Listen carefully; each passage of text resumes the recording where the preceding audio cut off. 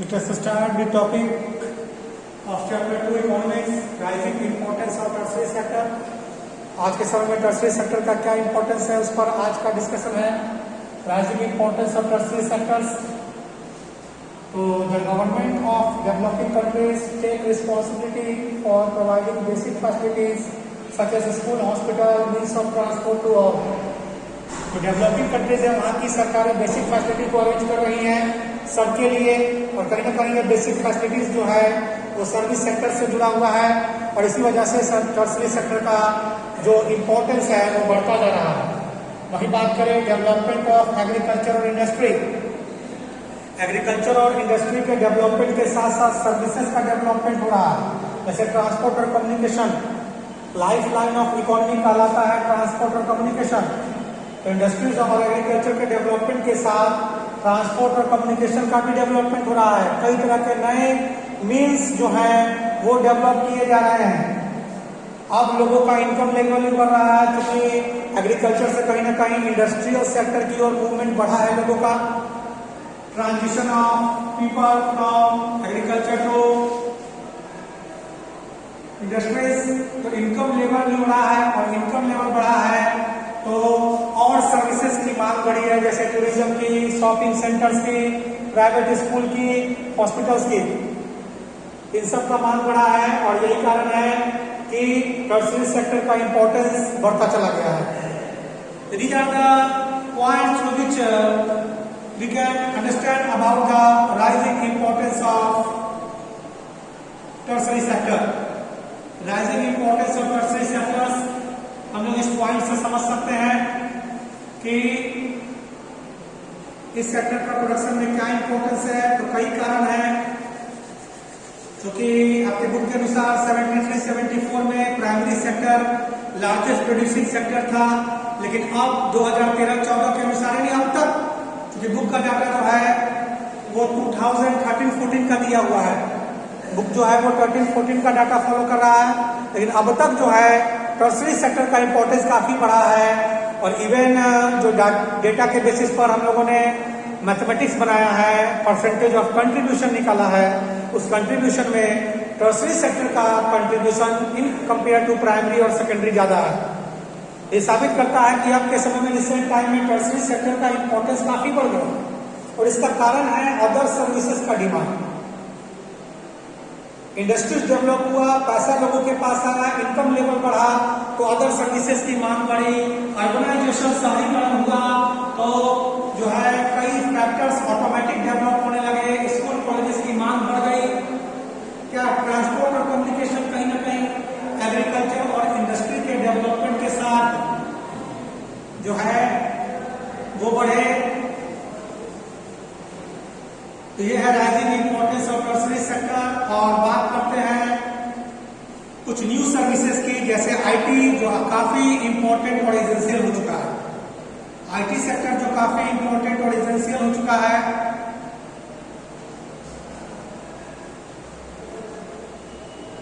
IT sector जो काफी important और एसेंशियल है,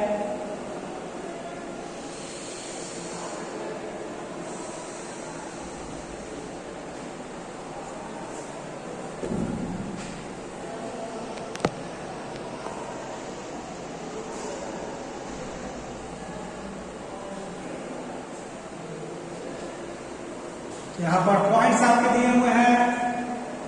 जो थर्ड पॉइंट है, with the increase of income level people demanded more services such as tourism, shopping centres, private school and hospital etc. और कहीं ना कहीं इन सब की वजह से भी टर्सरी सेक्टर का इंपॉर्टेंस जो है वो बढ़ता चला गया. टर्सरी सेक्टर का इंपॉर्टेंस बढ़ता चला गया.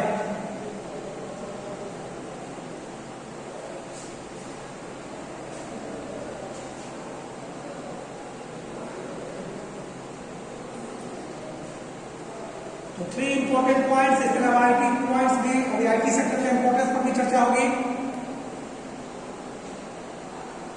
3 important points.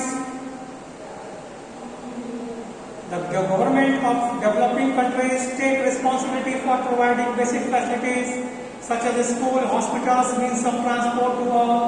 Development of agriculture and industry needs the development of services such as transport and communication.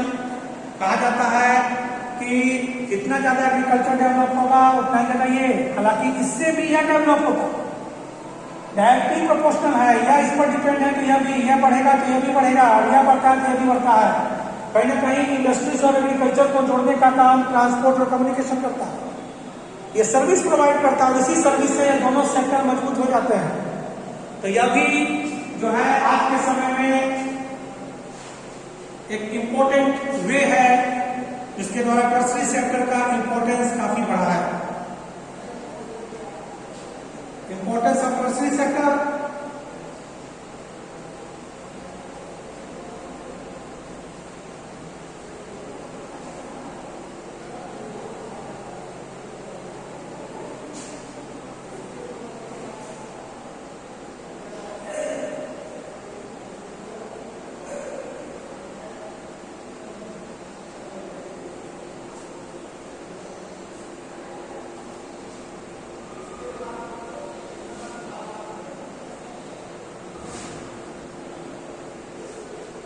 इसके बाद हम बात करेंगे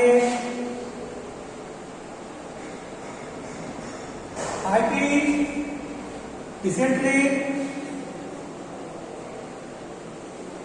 IT becomes essential and important service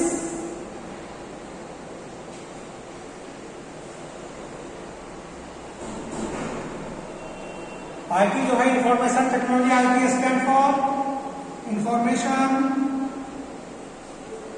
technology. Information को दूर दूर तक पहुंचाना, वेब डिजाइनिंग से लेकर ई बैंकिंग तक आईटी सेक्टर का एग्जाम्पल है।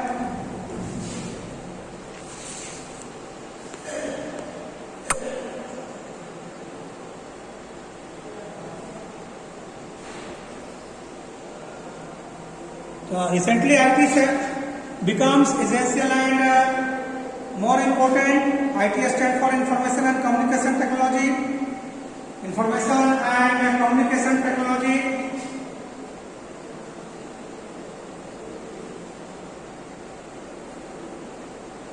और ये काफी इंपॉर्टेंट हो गया है क्योंकि इसके द्वारा जो है डिजाइनिंग,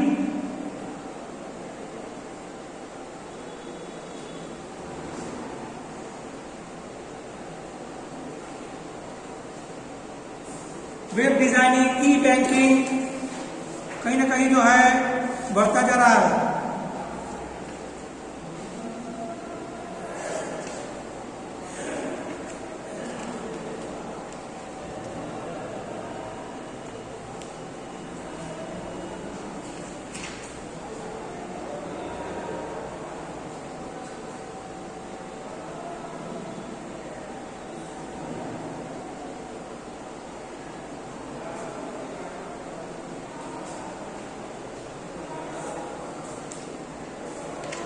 इंफॉर्मेशन काफी, यानी कि रिसेंटली इंफॉर्मेशन टेक्नोलॉजी का काफी इंपॉर्टेंस आज है और कहीं ना कहीं टर्सरी सेक्टर के बढ़ने का कारण भी है।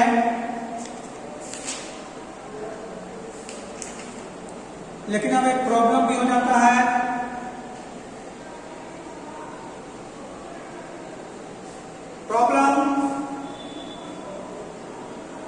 Problem of service sector.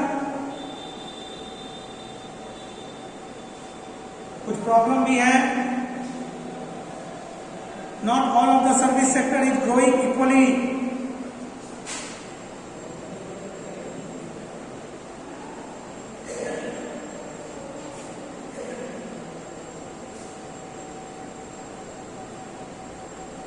सारे सर्विस सेक्टर एक जैसे जो है बढ़ नहीं रहे हैं।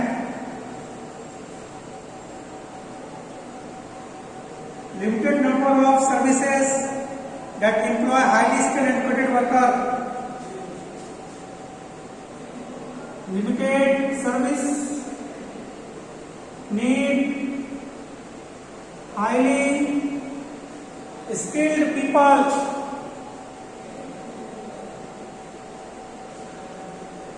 लिमिटेड सर्विस है और हाईली स्किल्ड पीपल को इसमें वर्क मिलता है।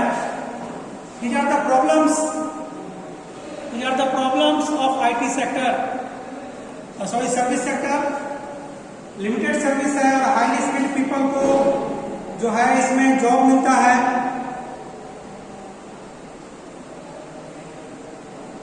A large number of workers are engaged in services like small shopkeeper, repair person, transport. These people hardly manage to earn a living. ठीक है, लो लेवल जॉब में लोग इंगेज हैं और हार्डली मैनेज कर पाते हैं अपने लिविंग को। तो ये कुछ प्रॉब्लम्स हैं जो सर्विस सेक्टर से जुड़ा हुआ है और यही कारण है कि बर्डन जो है, अपॉर्चुनिटी का बर्डन वो सीधे प्राइमरी की ओर चला जाता है और प्राइमरी की ओर जब जो है बर्डन ऑफ जॉब चला जाता है तो एक प्रॉब्लम क्रिएट होता है। वह प्रॉब्लम है अंडर एम्प्लॉयमेंट। वह प्रॉब्लम ही क्रिएट होता है, that is called under employment. Under employment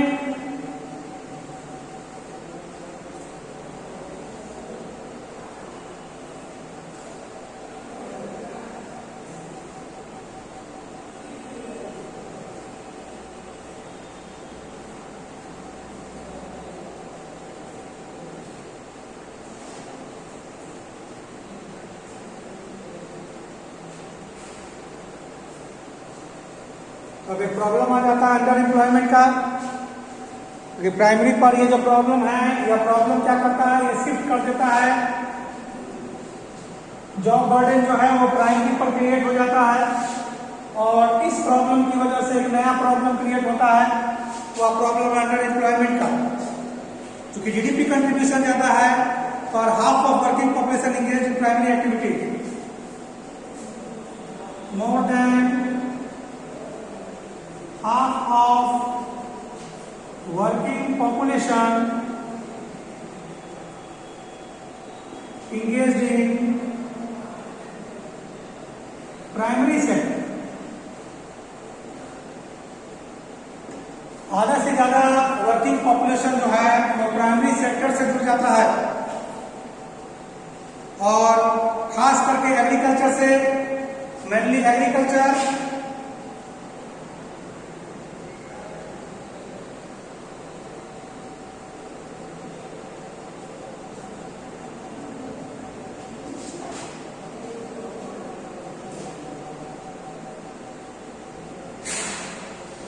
और यही कारण है प्रॉब्लम क्रिएट होता है। क्रिएट प्रॉब्लम, यहां से एक समस्या। अब टर्शरी सेक्टर की समस्या की वजह से जो है हाफ ऑफ वर्किंग पॉपुलेशन जो है वो प्राइमरी सेक्टर पर डिपेंड हो गया और यह भी जो प्रॉब्लम क्रिएट करेगा उसको हम लोग कहते हैं अंडर एम्प्लॉयमेंट। अंडर एम्प्लॉयमेंट और disguised employment।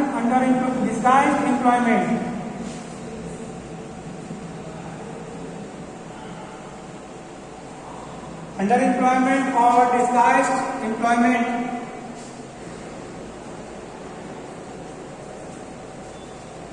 Unemployment, disguised unemployment जो प्रॉब्लम क्रिएट होता है ज्यादातर लोगों का प्राइमरी सेक्टर पर डिपेंड होने की वजह से, वह जो है डिस्गाइज्ड अनएम्प्लॉयमेंट है। और डिस्गाइज्ड अनएम्प्लॉयमेंट का मतलब ये होता है कि यहाँ पर एम्प्लॉयमेंट छिप गया है और अनएम्प्लॉयमेंट छिपा हुआ है। व्यक्ति काम तो कर रहा है पर वो बेरोजगार है।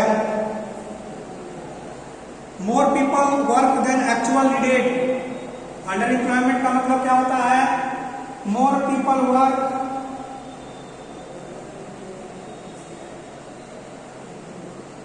than actual needed। जितनी की आवश्यकता है उससे कहीं ज्यादा लोग काम में लगे हुए हैं। यही अंडर एम्प्लॉयमेंट है, ज्यादा लोग काम लगे हुए हैं। ठीक है, देन एक्चुअली नीडेड और जो है everyone work less than their capacity and also earn less. और क्या होता है कि हर कोई अपनी कैपेसिटी से कम काम करता है और उसका आमदनी भी कम होता है। इसी को अंडर एम्प्लॉयमेंट कहते हैं। और इस अंडर एम्प्लॉयमेंट में व्यक्ति काम तो कर रहा है पर वह कहीं ना कहीं अनएम्प्लॉयमेंट का शिकार है, उसका पोटेंशियल मेजर नहीं हो रहा है। वेजेस कम है, इसलिए इस कंडीशन को डिसगाइज्ड अनएम्प्लॉयमेंट कहा जाता है। तो एग्रीकल्चर सेक्टर में इस प्रॉब्लम को देखा जाता है। डिसगाइज्ड अनएम्प्लॉयमेंट क्लास 9 में आप पढ़े थे। Rural problem, rural unemployment, disguised unemployment and seasonal unemployment. Disguised unemployment and seasonal. Underemployment का मतलब ये होता है more people work than actual needed. और चूंकि इसमें पोटेंशियल मेजर नहीं है, वेजेस कम है, व्यक्ति एम्प्लॉयड होकर भी अंडर एम्प्लॉयड है, तो कहीं ना कहीं अनएम्प्लॉयमेंट है और इसी को कहा जाता है डिसगाइज्ड अनएम्प्लॉयमेंट। तो यह प्राइमरी सेक्टर में ज्यादा है, और अगर ऐसा है तो फिर तो इकोनॉमिक डेवलपमेंट देश का होगा ही नहीं। तो कहीं ना कहीं प्राइमरी सेक्टर के इस प्रॉब्लम को सॉल्व करना होगा। तो इस प्रॉब्लम को सॉल्व करने के कई तरीके हैं। प्राइमरी सेक्टर के इस प्रॉब्लम को सॉल्व करना होगा और इसको सॉल्व करने के कई तरीके हैं। ग्रामीण क्षेत्रों में बैंकों का चीप क्रेडिट हो, रोड नेटवर्क और डैम्स बनाए जाए। इसके अलावा स्मॉल स्केल इंडस्ट्रीज पर, ग्रामीण क्षेत्रों में स्मॉल स्केल इंडस्ट्रीज पर फोकस हो। राइस मिल, ऑयल मिल की स्थापना की जाए। अदर सर्विसेज जैसे लाइक हेल्थ फैसिलिटीज और स्कूलिंग सिस्टम को रूरल एरियाज में स्ट्रॉन्ग किया जाए, इसे बढ़ाया जाए। तो इस प्रकार से जॉब अपॉर्चुनिटी बढ़ेगी। तो इस प्रॉब्लम को तो सॉल्व करना पड़ेगा, क्योंकि व्यक्ति काम तो कर रहा है पर वो अनएम्प्लॉयमेंट, माने एम्प्लॉयड होते हुए भी वो अनएम्प्लॉयमेंट का शिकार है, क्योंकि तो उसका फुली पोटेंशियल मेजर नहीं है, उसका वेजेस कम है। सीधी सी बात है, रिक्वायरमेंट से कहीं ज्यादा लोग इंगेज हैं। किसी खेती में 4 लोग इंगेज हैं, पर वह काम 2 लोगों के द्वारा ही होगा, तो वो जो एक्स्ट्रा लोग हैं वो डिस्गाइज्ड अनएम्प्लॉयमेंट के शिकार है। तो यह प्रॉब्लम सॉल्व हो सकता है अगर कुछ व्यवस्थाएं की जाए, सरकार के द्वारा कुछ सहयोग किया जाए।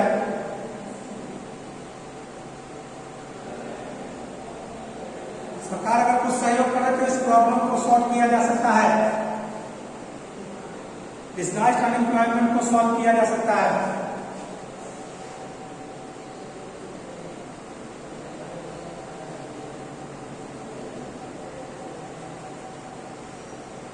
तो आप लोग इसको डिफाइन करेंगे बुक के हेल्प से। बुक के हेल्प से डिसगाइज्ड अनएम्प्लॉयमेंट और अंडर एम्प्लॉयमेंट को डिफाइन करेंगे। आखिर ऐसा क्यों है? क्योंकि ज्यादातर वर्किंग क्लास के लोग प्राइमरी सेक्टर पर डिपेंड हैं और इसी वजह से लोग ज्यादा हैं in compare to the work, और चूंकि वर्क के कंपेयर में लोग ज्यादा हैं तो अंडर एम्प्लॉयमेंट के शिकार हैं। वर्क के रिक्वायरमेंट के से कहीं ज्यादा लोग उस वर्क में इंगेज हैं। एक कारण है कि वो अंडर एम्प्लॉयमेंट के शिकार हैं। वर्क भी लेस है और वेजेस भी लेस है, आमदनी भी कम और काम भी कम हुआ, दोनों तरफ से फायदा नहीं हुआ। तो अंडर एम्प्लॉयमेंट, चूंकि यहाँ पर एम्प्लॉयड होते हुए भी अनएम्प्लॉयमेंट का शिकार है, इसलिए इस कंडीशन को डिसगाइज्ड अनएम्प्लॉयमेंट कहा जाता है। क्लास 9 में आप पढ़े हुए हैं कि 4 लोग एक खेत है, उसमें 4 पीपल इंगेज है, और अगर इसमें से 2 को हटा दिया जाए, -2 कर दिया जाए तो 2 बचेंगे। 2 लोगों से भी उतना ही काम होगा जितना 4 लोग कर रहे हैं। जितना प्रोडक्शन 4 लोग दे रहे हैं उतना ही 2 लोग दे सकते हैं। तो वो जो -2 हुआ है ये डिसगाइज्ड अनएम्प्लॉयमेंट के शिकार है। वो क्या है? डिसगाइज्ड अनएम्प्लॉयमेंट के शिकार है। इसी का कंडीशन कि 4 लोग हैं तो 2 ही लोग वो काम कंप्लीट कर सकते हैं। तो वो जो एक्स्ट्रा 2 लोग लगे हुए हैं जिनको हटाने पर भी काम पर फर्क नहीं पड़ेगा, वो दोनों लोग डिसगाइज्ड अनएम्प्लॉयमेंट के शिकार हैं। और प्रायः प्राइमरी सेक्टर में ऐसा है क्योंकि प्राइमरी सेक्टर में वर्क के कंपेयर में वर्कर्स ज्यादा इंगेज हैं, काम की तुलना में मजदूर ज्यादा लग गए हैं। यही कारण है कि जो है इस सेक्टर में डिसगाइज्ड अनएम्प्लॉयमेंट और अंडर एम्प्लॉयमेंट का प्रॉब्लम देखने को मिलता है।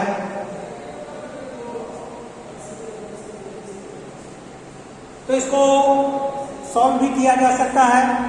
इस प्रॉब्लम को सॉर्ट आउट करना जरूरी है क्योंकि डिपेंडेंस तो ज्यादा ही है प्राइमरी पर। तो इस प्रॉब्लम को सॉल्व करना होगा, सर्विस सेक्टर को यहां बढ़ाना भी होगा।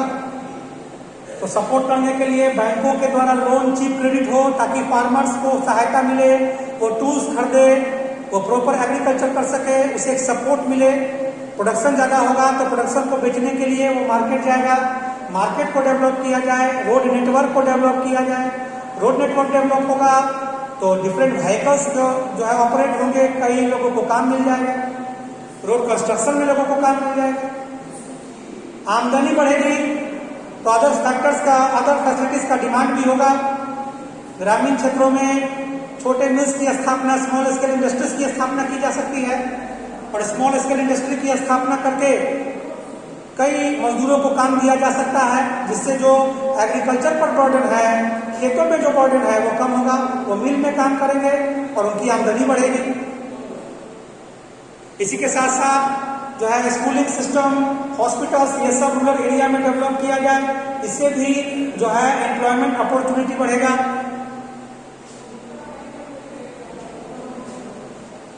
नीति आयोग के अनुसार लगभग 20 लाख जॉब टूरिज्म सेक्टर में जो है, 20 लाख जॉब जो है वो एजुकेशन सेक्टर में, और 35 लाख से ज्यादा, 20 लाख से ज्यादा जॉब्स एजुकेशन सेक्टर में किया जा सकता है और 35 लाख से ज्यादा टूरिज्म सेक्टर में किया जाता है।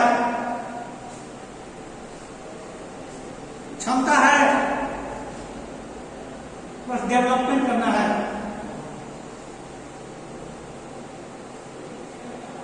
डिस्गाइज्ड अनएम्प्लॉयमेंट को सॉल्व करने के लिए जो है ग्रामीण क्षेत्रों में अलग एम्प्लॉयमेंट की व्यवस्था करनी। ठीक है, आज के लिए इतना ही। इसको आप नोट करेंगे, बुक से नोट्स बनाएंगे और याद करेंगे। नेक्स्ट क्लास में हम लोग इसके आगे बढ़ेंगे।